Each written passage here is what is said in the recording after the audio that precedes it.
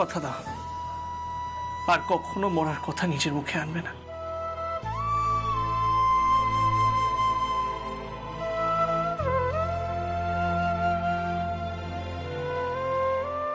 দেখো শ্যামা, এখনো অনেক দিন আমাদের একসাথে বাঁচতে হবে। 18 বছর ধরে যা যা আমরা মিস করেছিলাম সেইগুলো দ্বিগুণ উপভোগ করতে হবে, তাই না? তাই বুঝি?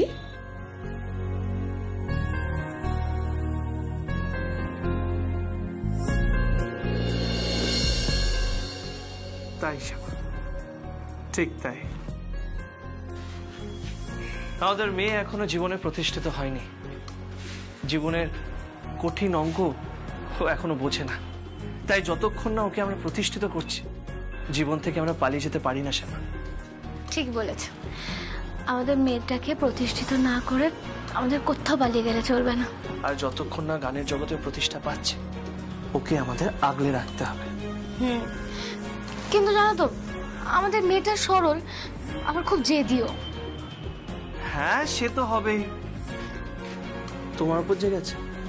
আবার শুরু করলে? শ্যামা, তোমার ছায়ার উপর স্পষ্ট। হ্যাঁ শ্যামা, চিন্তা করো না, আমাদের মেয়ে নিজের লড়াই ঠিক লড়ে নেবে। আমাদের শুধু ওর পাশে থাকতে হবে শ্যামা। আর এই রাধারানী যাই করুক শ্যামা, আমাদের মেয়ের কিচ্ছু হবে না, বুঝলে? ঠিক বলেছ। ওর কোনো ক্ষতি হোক, আমরা এমন কিচ্ছু করবো না। আর আর আর কি? আর আর আর না। আরে কি হচ্ছে এটা? কি না কিন্তু জোরে কর্তা।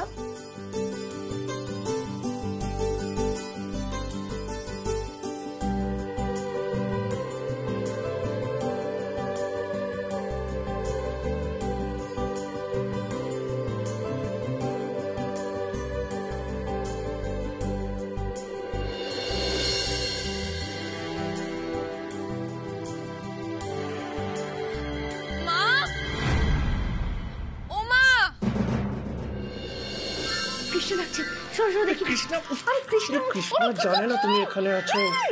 মা, কোথায় তুমি? আরে একটু নিজের বউয়ের সাথে পিকনিক এসে প্রেম করছি, সেটাও করতে দাও। প্রেম করতে হবে না, ছাড়ো। ডাকছে তো, দেখেছো তো আমার ডাকছে, ছাড়ো। মা, দেখছো তো, এইভাবে চিৎকার করলে কিন্তু গলায় চাপ পড়বে। প্লিজ ছোট কর্তা, একটু বোঝা। এবার কিন্তু তুমি আমাকে ইমোশনাল ব্ল্যাকমেল করছো। যাও।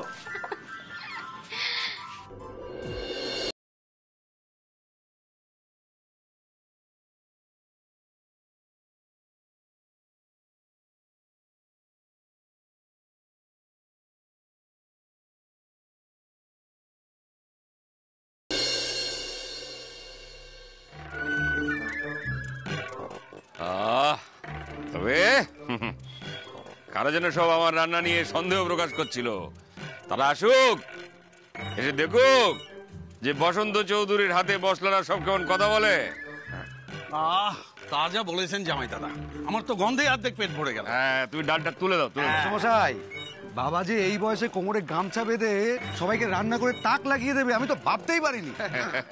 তবে আসুক সব রন্ধন পটিউসিরা, এসে দেখুক, দেখে একবার বলুক। তাই নাকি? তাক লাগিয়ে দিয়েছে নাকি? হ্যাঁ, তা তো লাগবেই। কেমন গন্ধ বেরোচ্ছে দেখো। এই একটু চেখে দেখবে নাকি কিন্নি? না না না না, এই বয়সে আবার এখন সবার আগে চেখে দেখাটা কি ভালো দেখায়? ওসব ঠেলে পুলে দিয়ে দাও। আর তাছাড়া আমি তো জানি রান্নাটা কেমন হয়েছে। হ্যাঁ, তবে জানবেই তো আমাদের কত বছর বিয়ে হয়েছে বলো কিন্নি। বাবা, গন্ধ তো ভালো বেরোচ্ছে, কিন্তু নুন টুন সব ঠিক আছে তো? হ্যাঁ আছে তো। আরে খেয়ে দেখ, দেখে বলবি। আমি গ্যারান্টি দিয়ে বলছি, এই বসন্ত চৌধুরীর হাতের রান্না একদিন খেলে না, বাকি 364 দিনের রান্না ছেলে খেলা বলে মনে হবে। হ্যাঁ, এইটা একবারে লাখ কথার এক কথা বলেছো তুমি, কারণ আমরা সবাই তো জানি আমার হাতের রান্না খুব ভালো। মা, শ্যামা ভালো রান্না করে মানে আজকের রান্নাটা কি শ্যামা করেছে?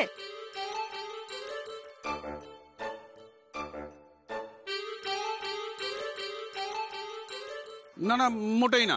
আরে জামাই দাদা নিজের হাতে সব রান্না করেছে, আমি সাক্ষী আছি। হ্যাঁ সেই তো ছোট বৌমার হাতের রান্নার কথা আসছে কোত্থেকে? এ তো আমি নিজের হাতে রেঁধেছি।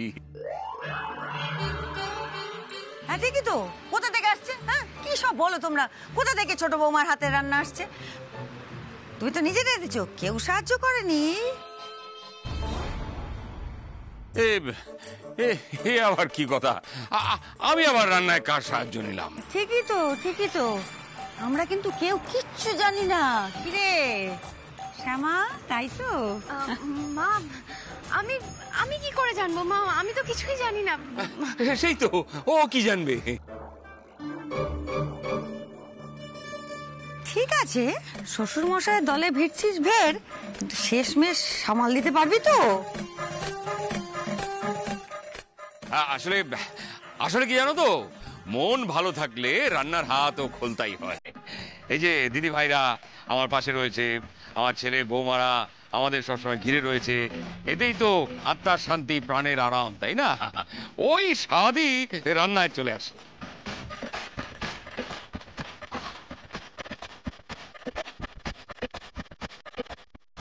বাবা, প্রাণের আরাম, মনের শান্তি রে। হ্যাঁ গো, খুব আনন্দ পেয়েছো না? হ্যাঁ পেয়েছি তো।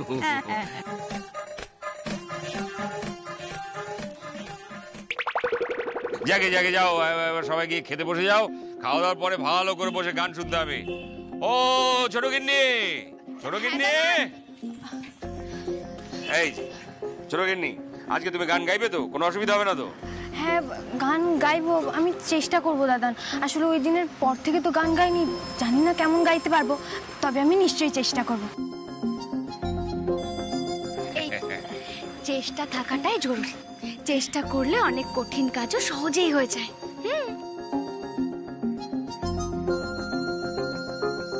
চলো চলো চলো, অনেক কথা হয়েছে। হ্যাঁ নিখিল, অরুণ, চল রে। তোর বাবা আজকে কারুর পরামর্শ ছাড়া নিজে নিজে একা একা রান্না করেছে। চল, খিদে পেয়ে গেল।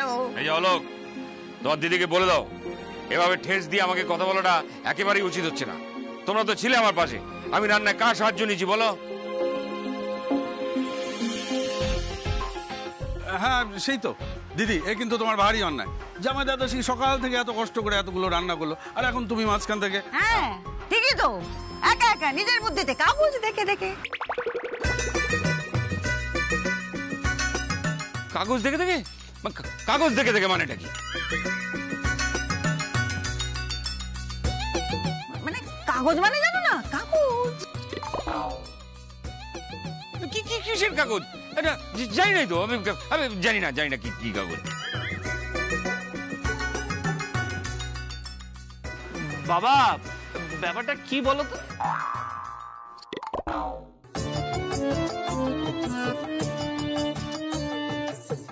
আচ্ছা, রান্নার আগে গাছের তলায় ছোট বৌমাকে ডেকে ওরকম গুজুর গুজুর গুজুর গুজুর ফুসুর ফুসুর করছিলে, সে বুঝি আমি জানি না?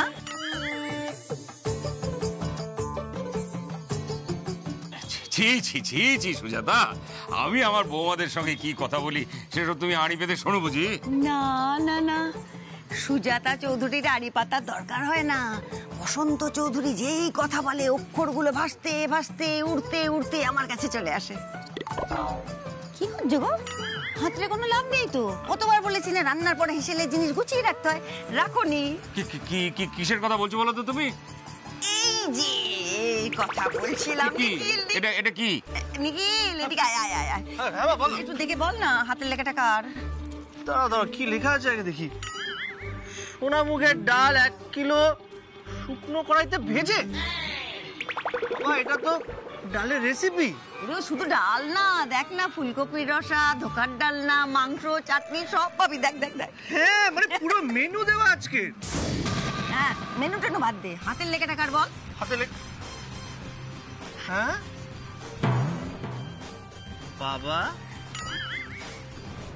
এই তো শ্যামার হাতের লেখা।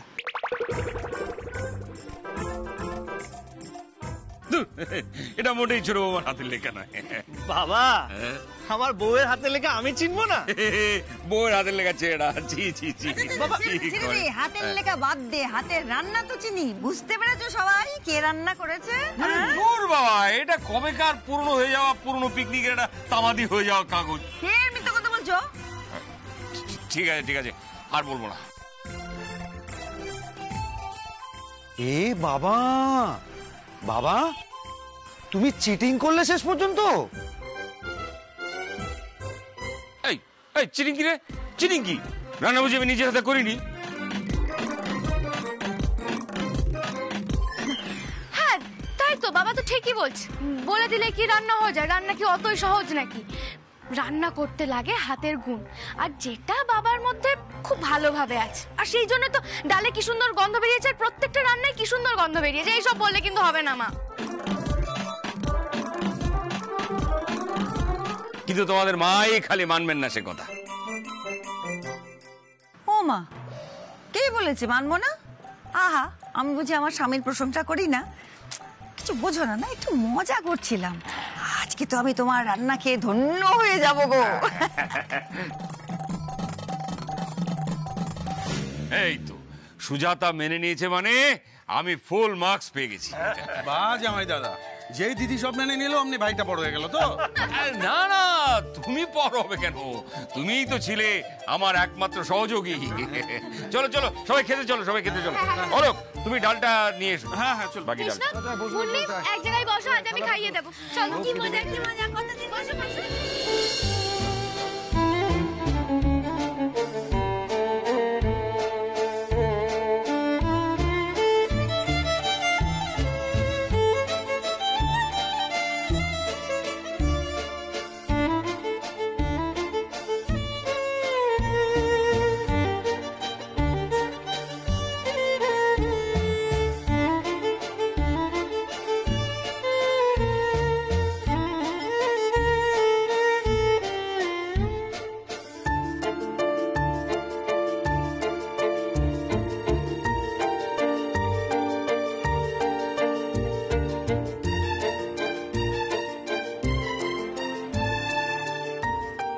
ও মা, দেখো দেখো কি সুন্দর।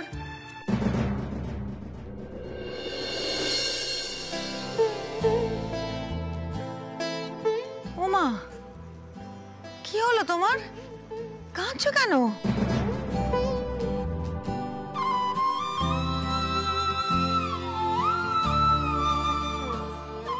না না, আসলে এই দৃশ্য দেখবো বলেই সকাল থেকে রান্না বান্না করছিলাম। সে তো ঠিকই আছে, কিন্তু তুমি কাঁদবে তাই বলে? ও নিখিল, নিখিল বাবা দেখ না, তোর বাবা কান্নাকাটি করছে কেমন।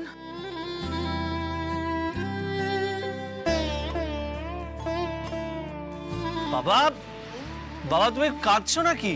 না না, ও কিছু না। ও তোমার হাটে হাড়ি না ভাঙলেই চলছিল না।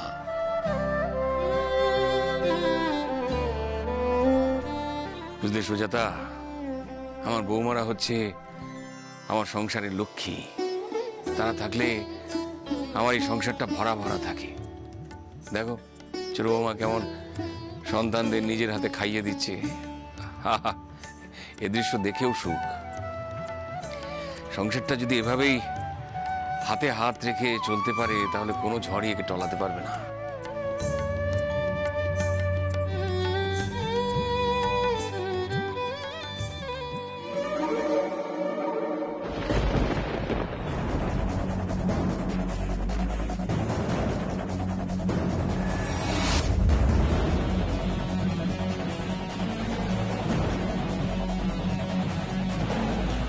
দিদি ভাই,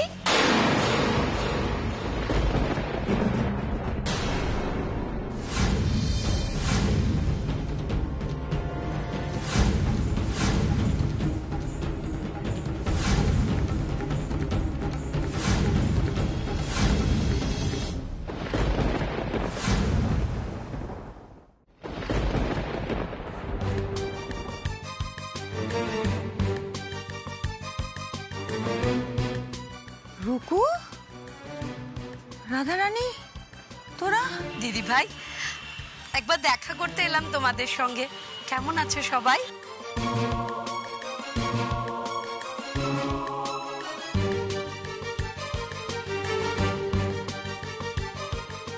বোনের মেয়েকে কি একদম ভুলে গেলে মাসিমণি? অবশ্য মাঝের মধ্যেই এখন আমার ছবি খবরের কাগজে বেরোয়, নিশ্চয়ই দেখা হয় বলো? ও মা, এখানে তো আমার বাবাও আছে দেখছি। কি বাবা, নিজের মেয়েকে চিনতে পারছো তো?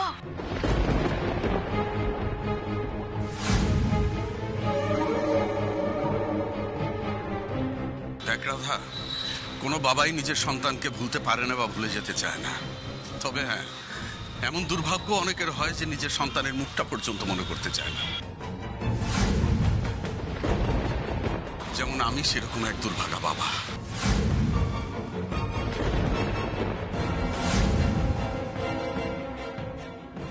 হলো কি লাভ এসব বলে? জানি জামাই দাদা, ওদের এসব বলে কোনো লাভ নেই। ওরা কোনো দিন বদলাবে না। ওদের এই নোংরা কুচক্রি মনে আমার এসব কথা বিন্দু মাত্র আঁচড় ফেলবে না। হ্যাঁ গো, এতদিন বাদে আমাকে দেখলে, নিজের একমাত্র মেয়েটাকে দেখলে কোথায় একটু বুকে জড়িয়ে ধরবে, মাথায় হাত রেখে আশীর্বাদ করবে, তা না, কি যা তা বলছো তুমি।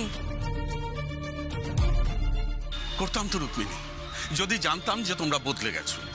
তবে তোমরা যে বিন্দু মাত্র বদলে যাওনি তার যথেষ্ট প্রমাণ এখনো এ বাড়িতে আছে।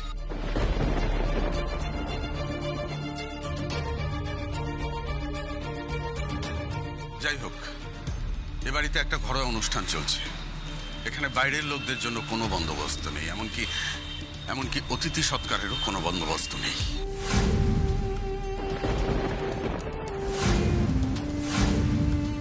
মেশমশাই থাক না, এভাবে কেন বলছি? আমাদের বাড়ির অতিথিরা কখনো খালি মুখে ফিরে যায় না। আর রাধা দিদি গরুমা যখন এসেই পড়েছে তখন না হয় খেয়েই যাবে। এসো না গরুমা, রাধা দিদি এসো। সরি শ্যামা, আমি না এই মাঠে ফাটে বসে এই পাতি খাবার খেতে পারবো না। অ্যাকচুয়ালি আমরা পিকনিক করলে তো কোনো 5 স্টারের লনে যাই, তাই এখানে বসে খাওয়াটা না আমার স্ট্যাটাসের মধ্যে পড়ে না।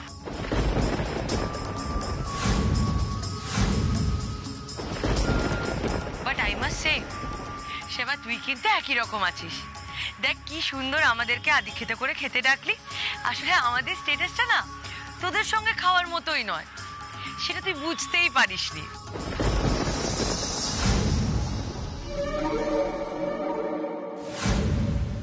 হ্যাঁ, ছোট বৌমা এখনো সেই একই রকম আছে, আর সেটা নিয়ে আমরা খুব খুশি রে রাধারানী।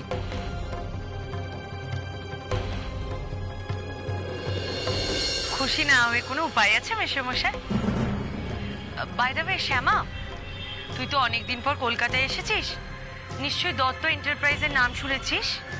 ওটা আমাদের, আমার কোম্পানি। আমি এখন দত্ত বাড়ির মেজো বউ, আর আমার এখন না রূপোর বাসনে খাওয়া অভ্যাস, আর সেটা না হলেই না বড্ড অ্যাসিডিটি হয় জানিস তো।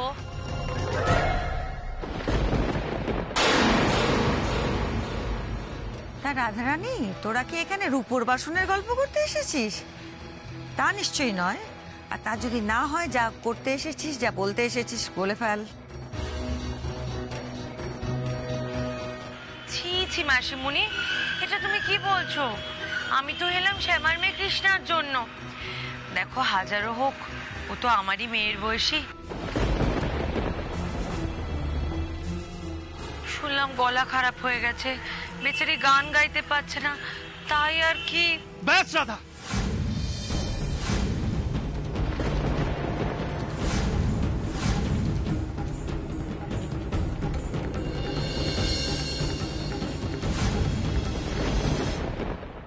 কৃষ্ণার গলা খারাপ নিয়ে তোর মুখ থেকে একটাও কথা আমি শুনতে চাই না, কারণ আমি ভালোভাবেই জানি যে ওর ক্ষতি কে করেছিল।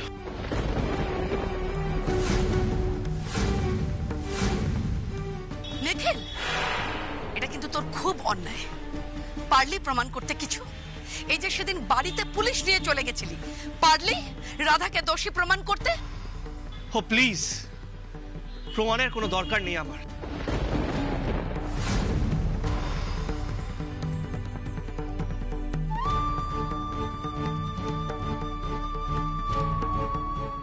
আর শোন রাধা, প্রাইভেট প্রপার্টিতে উইদাউট ইনভিটেশন ঢোকার জন্য আমি তোর ঘাড় ধাক্কা দিয়ে বার করে দিতে পারি।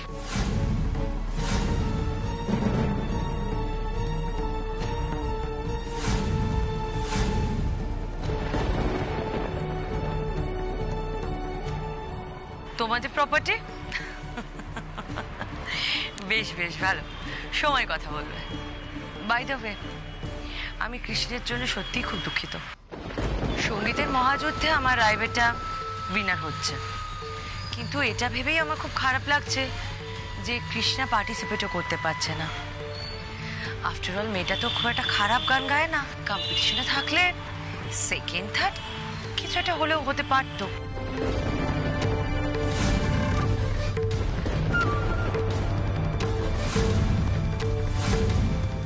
আর একটা কথা তুমি কিন্তু ভুল করছো রাধা দিদি।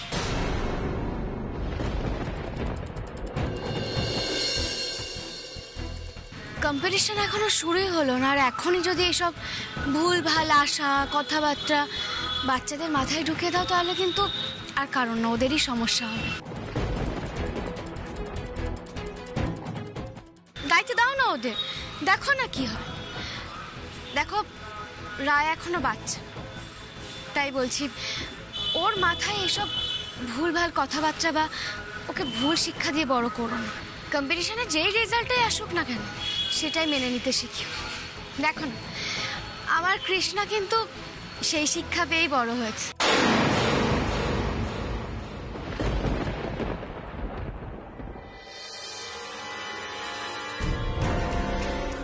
সিরিয়াসলি এখন আমাকে তোর কাছ থেকে শিখতে হবে আমার মেয়েকে কি শেখাবো? দেখো শিখলে তোমারই ভালো। নিজে জেতার জন্য অন্যকে ওষুধ খাইয়ে মাঠের বাইরে লড়তেন, আসল লড়াই তো মাঠের ভিতরে।